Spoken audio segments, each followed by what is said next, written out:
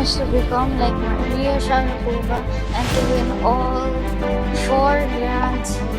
It's official, your 2022 US.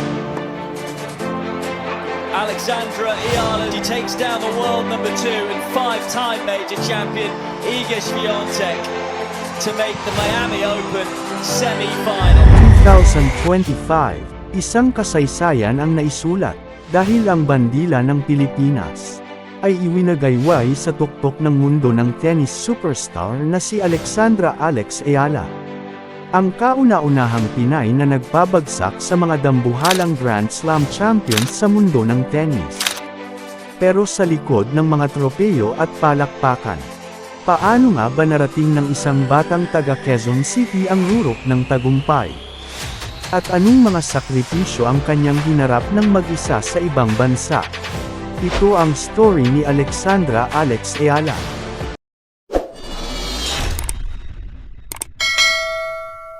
Si Alexandra Alex Ayala ay isinilang noong May 23, 2005. At sa murang edad, hindi nakataka-taka ang kanyang galing sa sports. Dahil dumadaloy sa kanyang mga ugat ang galing ng isang atleta. Ang kanyang ina na si Reza Maniego Ayala ay dating SEA Games bronze medalist sa 100-meter backstroke noong 1985. Ang kanyang kuya na si Miko Ayala ay nagpakitang gilas din bilang tennis player sa Pennsylvania State University sa Amerika. At ang kanyang ama na si Mike Ayala ay isang kilalang businessman. At tiyuhin niya ang tanyag na dating PBA commissioner na si Noli Ayala.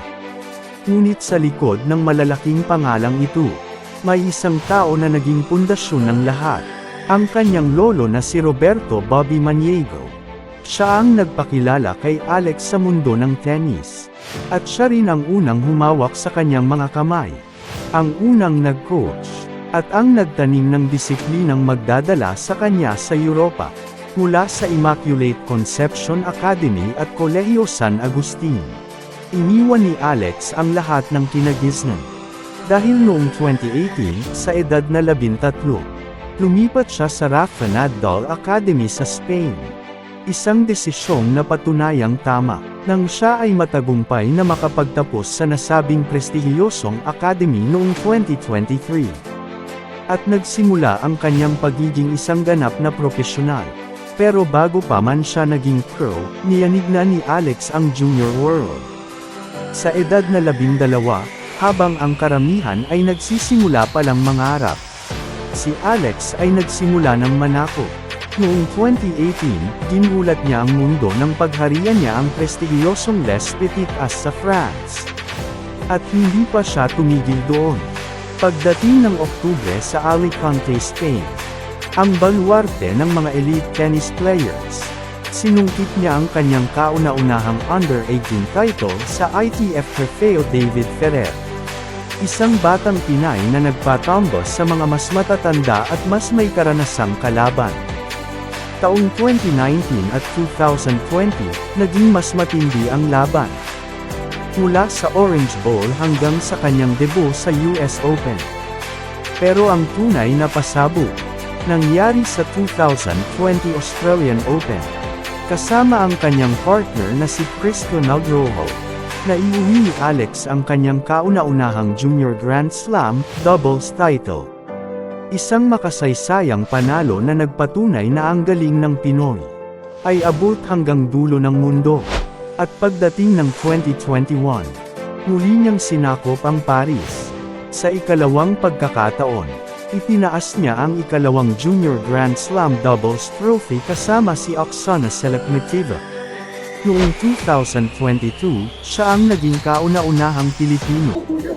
Naglaban, hindi lang para sa sarili ko, kundi para makatulong din ako sa kinabukasan ng komunidad.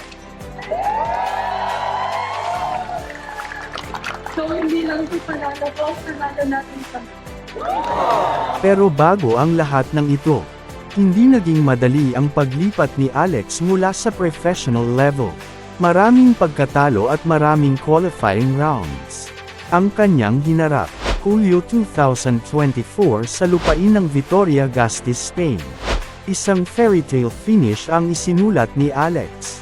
Sa loob ng 2 araw, pinatunayan niya kung bakit siya ang susunod na reyna ng Philippine sport. Dahil hindi lang isa, kundi 2 korona ang kanyang itinaas. Matapos ang isang madugong labanan sa doubles kasama si Estel Casino, hindi siya nagpahinga. Dahil sa sumunod na araw, nilampaso niya ang world-class rival na si Victoria Jimenez Casincevo, para masungkit ang kanyang kauna-unahang ITFW 100 singles title. At bilang isang wildcard sa 2025 Miami Open, dito napatunayan ni Alex na kaya niyang talunin ang mga dating kampyon na sina Yelena Ostapenko, 2017 French Open champion, Madison Keys, 2025 Australian Open champion, at ang world number 2 na si Iga Swiatek, na 5-time Grand Slam champion. Si Alex rin ang kauna-unahang wildcard sa kasaysayan, na tumalo ng 3 major champions sa straight sets sa iisang tournament. Dahil dito, pumasok siya sa top 100 sa mundo ng tennis. At sa kanyang kauna-unahang US Open debut, hindi lang basta nakilahok si Alex. Dahil sa unang round pa lang, pinatumba na niya ang pambato ng Denmark na si Clara Tauson. Dahil sa panalong ito, opisyal nang naging kasaysayan si Alex bilang kauna-unahang Pilipinong manlalaro, na nakakuha ng match victory sa isang major tournament sa buong Open era. Pero sa kasamaang palad, ang kanyang marcha ay nahinto sa second round, matapos siyang talunin ni Cristina Boxa. Ngunit hindi nagtagal ang kanyang pagkadismaya, dahil sa Guadalajara 125 Open sa Mexico, pumasok si Alex bilang second seed, at walang awang pinalo si Pano Advardi sa finals. Dito muling naisulat ang kasaysayan. Nakuha ni Alex ang kanyang kauna-unahang WTA 125 title. Ang kauna-unahang pagkakataon para sa isang Pilipino. At tinapos niya ang 2025 bilang world number 50.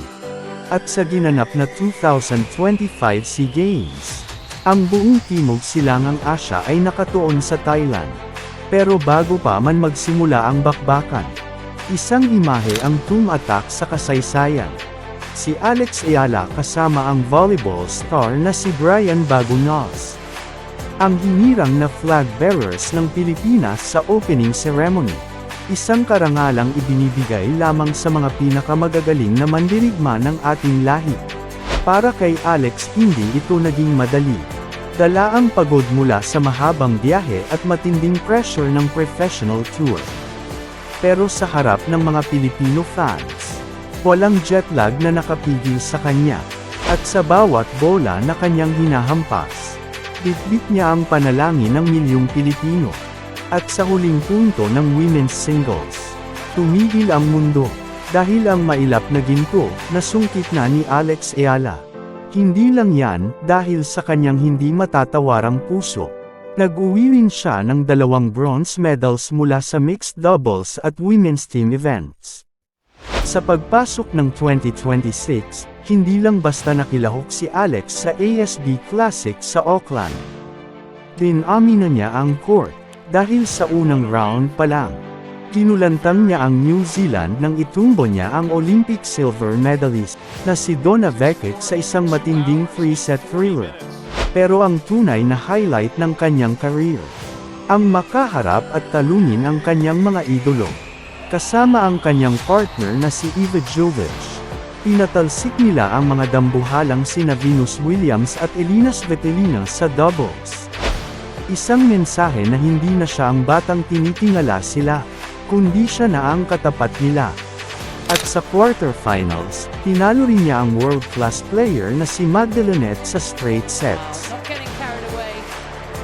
At bagamat tinapos sa isang heartbreaking 3-set semis, laban kay Wang Zhiyun, may mas malaking premyong naghihintay kay Alex sa dulo ng tournament. January 12, 2026. Isang petsang hindi malilimutan ng Philippine sports.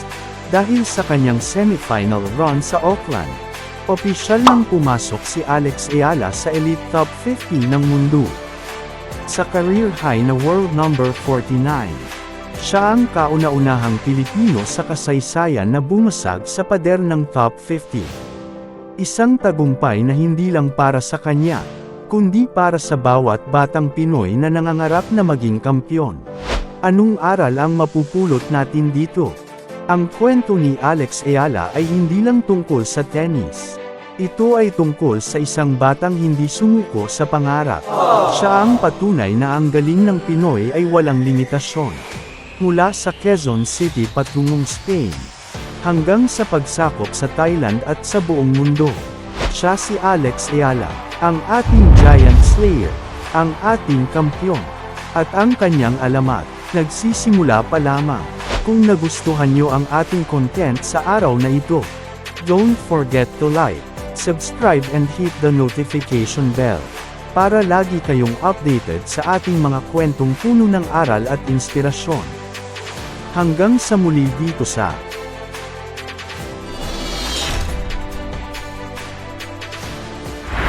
for me to be able to share it with my family and, with all the supporters, it makes it real. And I hope that this win can also inspire younger kids to, just do what they're passionate about. Elena Ostapenko, Grand Slam champion. Madison Keys, Grand Slam champion. Iga Swiatek, 5 times a Grand Slam champion. You have beaten all of them. I don't know what to say. I'm in complete just this. Makikita mo sa imagine mo, success ka eh. Bigla kang sumakses eh. Step by the step pala. Bago ka sumakses. Pero yung na-imagine mo, biglang kang sumakses.